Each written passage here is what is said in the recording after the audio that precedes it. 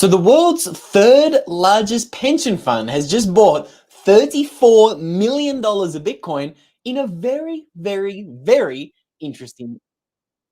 Not only is that interesting, but this is actually the second out of the top three out of the largest pension funds in the world who have actually bought Bitcoin. When we have a look at this chart right here, having a look at the largest pension funds in the world, as we can see, GPIF in Japan, and now NPS, the $777 billion pension fund in South Korea, has also now bought Bitcoin. So let's jump straight into this story. We can see here the South Korean pension fund has now bought $34 million of MicroStrategy shares. Now, these two events that have happened recently in the pension fund world in Southeast Asia aren't the only Bitcoin-related announcements we're going to be touching on today. There has been more that's happened on Twitter in regards to a new prime minister being elected in Southeast Asia, who's also has some interesting Bitcoin ties. We're going to talk about that a little bit later, but let's start here with the big story. This South Korean pension fund just bought $34 million of shares of MicroStrategy. Let's break down this story, okay? So we can see here, NPS is the name of South Korea's National Pension Service, and they've bought 24,000 shares of MicroStrategy. This was revealed in their most recent US Securities and Exchange Commission's filings on August 13th. All up, they paid about $33 million to get this position, 33.75. We rounded up for the thumbnail of today's video. And we can see this is a big deal because they are a hell of a big pension fund, the third biggest in the world, actually. We can also see that they didn't stop there. They didn't just buy MicroStrategy shares.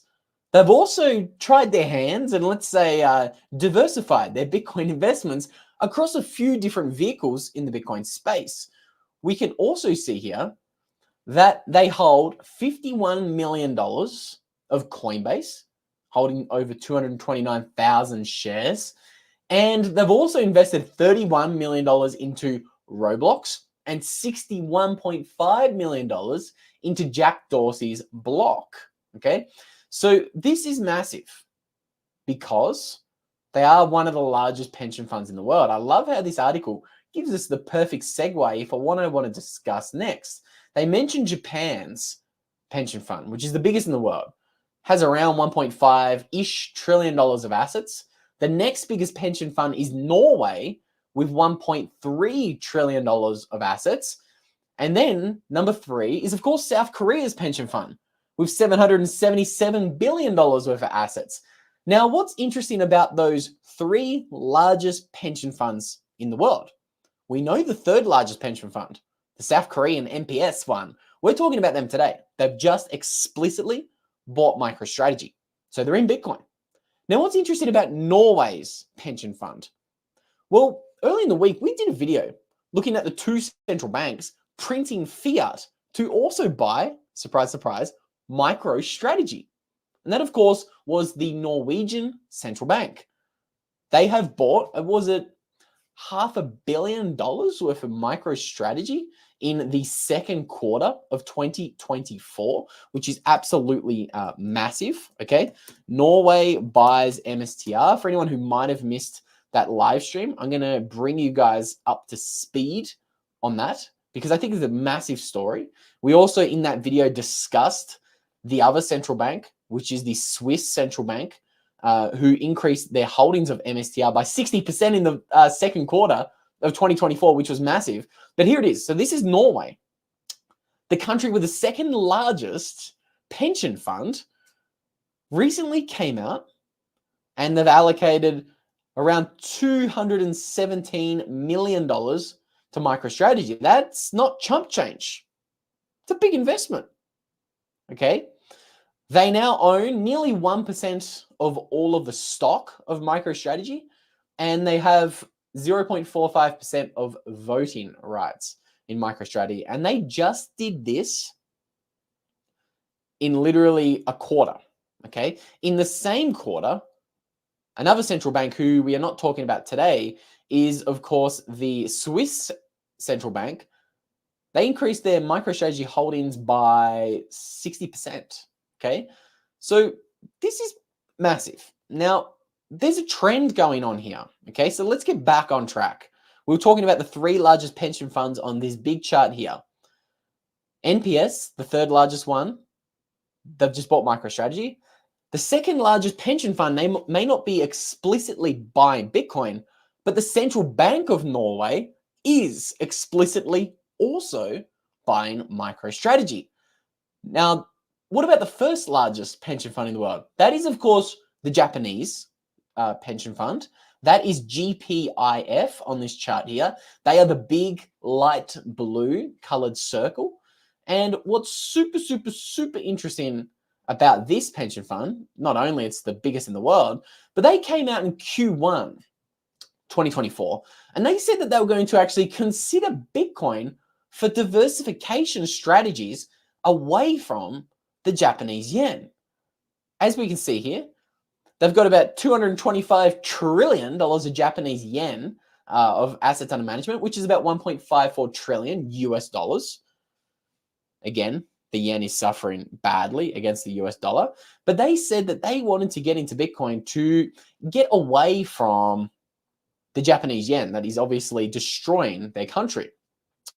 Now, I think this is obviously massive. This is a big story, but I think there's a trend going on here in Southeast Asia. Okay, so before we get into that trend, the top three biggest pension funds in the world are all very interested in Bitcoin. Again, do you guys really think the Japanese pension fund has not at least bought some Bitcoin privately if they make a public announcement that they are investigating Bitcoin for diversification strategies? I don't think you say that unless you already own a bag, okay? That's just that's just my personal opinion. Take that for what it will. Again, nothing you hear here is personal advice or financial advice on the channel. But the three largest pension funds are all getting into Bitcoin. Two of those pension funds are from Southeast Asia, the Japanese pension fund and the South Korean pension fund. Interesting. Now, this plot thickens, and I think it gets even more interesting in a moment here. We can see here that Thailand has just elected their youngest prime minister in history. That's interesting. That's cool. What's more interesting, she's a Bitcoin bull. Believe it or not, if you think that sounds crazy, this is her dad. Her dad is the former prime minister of the country. Now, I want you guys to let me know what you think is a little bit strange or interesting about what's in the background of all four of these interviews with the former prime minister of Thailand, the now dad of the current prime minister of Thailand.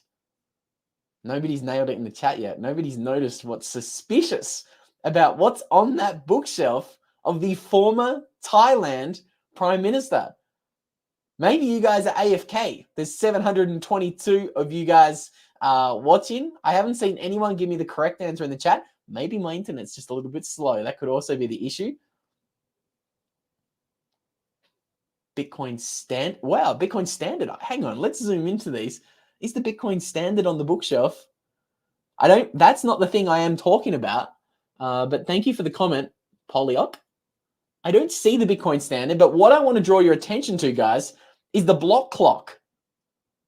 Okay, small screen. All night high, I can't see the screen. I apologize. But in the top left of every single image there, you can see a Bitcoin block clock. Josh Bryant nails it. Price. That's the Bitcoin price on that little clock looking thing in the top left of every single video. The former prime minister of Thailand is a Bitcoiner.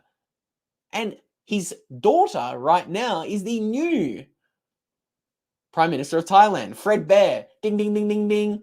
First person to get the correct answer. There's a block clock in the background. And have a look at the price as well. He was proudly displaying that block clock when Bitcoin was at $19,000 a coin, $21,000 a coin.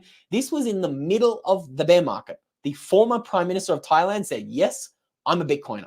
I've got a block clock in the background of every single one of my interviews, and I'm not ashamed of it. As Michael Saylor says, what happens when 10 billionaires stand up and say, I bought $1 billion of Bitcoin, I'm not ashamed of it, and I'm going to buy more? All of your models are destroyed, completely devastated. We now have very, very influential people from all around the world not ashamed of being Bitcoiners. Now, what's even more interesting about this new Prime Minister of Thailand that I also thought was interesting and related to this Southeast Asia mystery that I think we are seeing unfold right now is this lady, who I shall not attempt to pronounce her name because I will butcher it. The new Prime Minister of Thailand is scrutinizing the $14 billion of cash handouts that happened in her country. So she also looks to be aligned with a little bit of economic rationality, so to say, which again is just maybe another little small signpost or little nugget of information that maybe she is a Bitcoiner. I mean, a lot of people can put a block clock in their background on their bookshelf and say, hey, I'm a Bitcoiner, give me your votes. I mean, again, we're always skeptical of politicians here on the channel. But again, this is just another little interesting tidbit that I think got missed in this story. Maybe, just maybe, she really is a Bitcoiner. Who knows? She looks opposed to the printing of money. And now this gets me into the broader topic of today's video. This chart right here is showing you the countries with the top 10 largest amount of adoption as of 2022. Yes, I apologize for the old chart. I get it. But I really like this chart because I think it graphically illustrates global adoption better than most charts. That's why I'm using an old one. So again, take my data with a grain of salt. This is an old graphic. But what it's showing you is that 6 out of the 10 countries with the most amount of global quote unquote crypto adoption, I apologize again for my data source, but what you can see is 6 out of those 10 countries is in Southeast Asia. You've got Pakistan, number 6, India, number 4, Thailand, again, Thailand with the new Bitcoin bull prime minister at number 8, China, number 10, Vietnam supposedly has the highest amount of crypto adoption in the world, and the Philippines is number 2. So is there something going on in Southeast Asia? Is there a quiet Bitcoin revolution going on in Southeast Asia? We did also tell you guys, or we made a video about this a few months ago, when Ridwan Kamil was in the running to become the next Prime Minister of Indonesia, the 4th largest country in the world. Again, where are they? Ding, ding, ding, Southeast Asia. Okay, again, they've got hundreds of millions of people in their country. They are one of the biggest countries by population around the world. And Ridwan Kamil was governor, was leader of a section of that country. They don't have states in Indonesia. They call them different, I can't remember the exact terminology, but he was voted in as the leader for 50 million people in that country. And he was a full-blown Bitcoiner. He spoke at the Bitcoin 2022 conference with, as you can see, the Giga Chad, the bullish Giga Chad. That's, of course, Samson Mao on stage with Ridwan Kamil. And he was inviting Bitcoin miners to come to his country.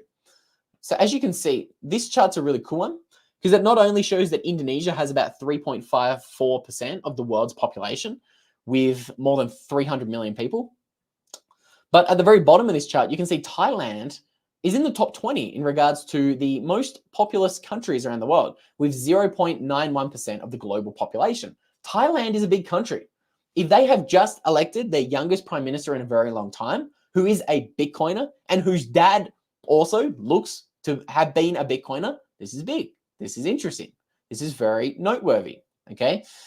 Especially just think about what leaders are embracing Bitcoin around the world today. Nayib Bukele in El Salvador. What's interesting about him? He's very young. He understands the technology, okay? That just could be interesting. Could be something to watch now that we do have a new potential Bitcoin prime minister in Thailand. I want to talk more about this new Bitcoin prime minister in Thailand in a future video. I just wanted to mention this in this kind of exploration of Southeast Asia. We're also going to talk a little bit more about China in a moment and whether China could be related to any of this. And I want to show you the chart of what's actually happening underneath the surface and why whales are continuing to aggressively buy Bitcoin. Before we do any of that, I want to quickly shout out our show sponsor, which of course is Rhino Bitcoin. Rhino is a Bitcoin banking solution that combines the traditional financial services with the power of Bitcoin. Again, it's created by Bitcoiners for Bitcoiners. Rhino lets you buy Bitcoin, sell Bitcoin, withdraw straight from the app to cold storage, and you can even pay other people with a Lightning network, which is super cool. You can also purchase gift cards with Rhino at the click of the button, and you can even connect to Casa for multi-signature security. So if you want to learn more about Rhino, visit Rhino Bitcoin today to download Rhino and experience the future of Bitcoin banking. I always encourage you guys to check out what Rhino is doing. They're doing some really, really cool things in the space. They have a really slick website, really slick app. If you can download it in your location, I definitely recommend you guys check out what Rhino is doing, okay? They're, as you can see, super secure, very nice user interface. I love their website. All of this is linked down below for you guys to check out. Now, let's talk a little bit more about this chart and whether it may or may not be related to all of these massive pension funds getting into Bitcoin. Norway's got the second largest pension fund in the world, and their central bank is printing fiat to buy Bitcoin. I just don't think enough people are talking about that. It's a huge, huge announcement. We now have the third largest pension fund in the world, the $777 billion pension fund in South Korea, also buying Bitcoin. MicroStrategy, anyway. Is this why we're seeing Bitcoin new wallets with over 1,000 Bitcoin continuing to go parabolic? We've showed you guys this same chart multiple times here on the channel over the past couple of months, because this has gone parabolic while Bitcoin has been chopping sideways and consolidating, which is super interesting. It shows that people with more than 1,000 Bitcoin see this as a buying opportunity. Again, we don't talk about price. Nobody knows where the price of Bitcoin is going to go. But I tend to listen to somebody who has 1,000 Bitcoin in their wallet as opposed to your average Joe or average Jane, or even me with a little YouTube channel. You shouldn't be listening to me, okay? Nobody knows where the price of Bitcoin is going. Me in particular, I have no clue. Never claim to have a clue. And trust me, no one else on YouTube does either. That could be another rant for another day. But I think just watch what's happening in the data. Right now, it looks as if smart money's buying Bitcoin. Paris says it's going to the moon. That's a pretty simple synopsis that I tend to agree with. On a long enough time horizon, Bitcoin is going to the moon. All Night Hider says most of the West enjoys the Cantillon effect and use of the US dollar as the world reserve currency, a virtual antichrist to Bitcoin. I think All Night Hider brings up an interesting point. Maybe the reason we're not seeing all of this adoption in the West is maybe it's because these countries in Southeast Asia have suffered the most, okay? They have had currency, crises in recent memory. If we actually have a look at the Asian currency crisis, you can see a lot of the major currencies nearly, like they were having 50 and 60% inflation in the late 1990s. There's some really cool little graphics I want to show you guys that kind of illustrates this. Here's one chart of selected Asian economies. The year we're looking at here is 1997. I'm going to try to blow that up for you guys and make it a little bit bigger. But you can see pretty clearly, equity prices got crushed. Is that correct? Thailand's equity market lost about 90% of its value between 96 and 98. That's just what the chart is telling me right now. That is obviously in the bottom left, equity prices. But again, it doesn't matter how you cut this cookie. Southeast Asia was absolutely decimated in that 1998 Asian currency crisis. That was the name for what happened in Southeast Asia. You can also see that their GDP got decimated, absolutely decimated during this currency crisis. So maybe, just maybe, they've had enough of the US dollar being weaponized. Okay, have a look at this chart for a moment. That blue line at the bottom is showing you that the economy of Indonesia contracted by over 12% in 1998. Okay, that's massive. They're a country with a few hundred million people. So I think this is massive. Everybody should keep an eye on what's happening in Southeast Asia. If you want to learn more about what's happening in Southeast Asia, we recently interviewed Peruvian Bull, as you can see by the thumbnail on screen. We interviewed him to ask him why all of these Bitcoin models are failing and what's happening with the Japanese yen carry trade. So I recommend